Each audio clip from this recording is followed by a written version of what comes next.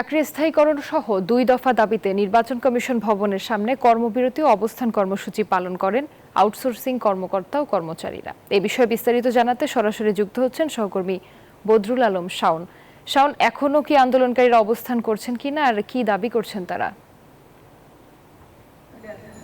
আমাদের অতিরিক্ত সচিব মহোদয় ছিলেন, আমাদের প্রকল্পের পরিচালক মহোদয় ছিলেন, পাশাপাশি আমাদের ডিপিটি মহোদয় ছিলেন, ডিরেক্টর লেভেলের লোক ছিলেন।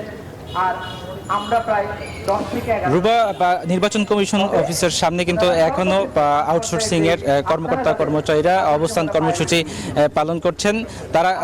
তারা বলছেন যেটা যে তাদের দাবি পূরণ না হওয়া পর্যন্ত, অর্থাৎ চাকরি স্থায়ীকরণের যে দাবি, সেই দাবি পূরণ না হওয়া পর্যন্ত তাদের অবস্থান কর্মসূচি চলবে। আমরা একটু আগে জানতে পেরেছি যে যারা অবস্থান কর্মসূচি পালন করছেন তাদের একটি প্রতিনিধি দল এই নির্বাচন কমিশন সচিবের কাছে গিয়েছিলেন আলোচনার জন্য, যে আসলে এই তাদের পরবর্তী তাদের দাবির বিষয়ে কি ধরনের সিদ্ধান্ত নেওয়া হবে। সেই জন্য তারা কিন্তু এই নির্বাচন কমিশন সচিব বরাবর গিয়েছিলেন। 100 গ্রাম রাঁধুনি হলুদ বা মরিচের গুঁড়ার সাথে 2টি এবং 200 গ্রামের সাথে 4টি রাঁধুনি স্বাদ মিশালি ফ্রি।